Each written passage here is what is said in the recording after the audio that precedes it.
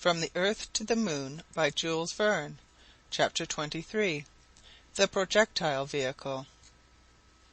On the completion of the Columbiad, the public interest centered in the projectile itself. The vehicle which was destined to carry the three hardy adventurers into space. The new plans had been sent to Breadwell and Company, of Albany, with the request for their speedy execution. The projectile was consequently cast on the 2nd of November, and immediately forwarded by the Eastern Railway to Stones Hill, which it reached without accident on the 10th of that month, where Michel Ardan, Barbicane, and Nicholl were waiting impatiently for it. The projectile had now to be filled to the depth of 3 feet with a bed of water, intended to support a watertight wooden disc, which worked easily within the walls of the projectile. It was upon this kind of raft that the travelers were to take their place. This body of water was divided by horizontal partitions, which the shock of the departure would have to break in succession. Then each sheet of the water, from the lowest to the highest, running off into escape tubes toward the top of the projectile, constituted a kind of spring, and the wooden disc, supplied with extremely powerful plugs, would not strike the lowest plate except after breaking successively the different partitions. Undoubtedly the travelers would still have to encounter a violent recoil after the complete escapement of the water, but the first shock would be almost entirely destroyed by this powerful spring. The upper parts of the walls were lined with a thick padding of leather, fastened upon springs of the best steel, behind which the escape tubes were completely concealed. Thus all imaginable precautions had been taken for averting the first shock, and if they did get crushed, they must, as Michel Ardan said, be made of very bad materials. The entrance into this metallic tower was by a narrow aperture contrived in the wall of the cone. This was hermetically closed by a plate of aluminum, fastened internally by powerful screw pressure. The travelers could therefore quit their prison at pleasure as soon as they should reach the moon. Light and view were given by means of 4 thick lenticular glass scuttles, 2 pierced in the circular wall itself, the 3rd in the bottom, the 4th in the top. These scuttles then were protected against the shock of departure by plates let into solid grooves, which could easily be opened outward by unscrewing them from the inside. Reservoirs firmly fixed contained water and the necessary provisions, and fire and light were procurable by means of a gas, contained in a special reservoir under a pressure of several atmospheres. They had only to turn a tap, and for 6 hours the gas would light and warm this comfortable vehicle.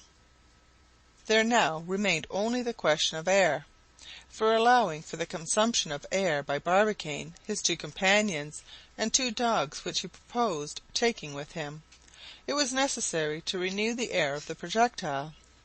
Now air consists principally of 21 parts oxygen and 79 of nitrogen. The lungs absorb the oxygen, which is indispensable for the support of life, and reject the nitrogen. The air expired loses nearly 5% of the former, and contains nearly an equal volume of carbonic acid produced by the combustion of the elements of the blood. In an airtight enclosure, then, after a certain time all the oxygen of the air will be replaced by the carbonic acid, a gas fatal to life. There were 2 things to be done then: first, to replace the absorbed oxygen; secondly, to destroy the expired carbonic acid, both easy enough to do by means of chlorate of potassium and caustic potash. The former is a salt which appears under the form of white crystals. When raised to a temperature of 400 degrees, it is transformed into chlorure of potassium. and the oxygen which it contains is entirely liberated. Now 28 pounds of chlorate of potassium produces 7 pounds of oxygen, or 2,400 litres, the quantity necessary for the travellers during 24 hours. Caustic potash has a great affinity for carbonic acid, and it is sufficient to shake it in order for it to seize upon the acid and form bicarbonate of potassium.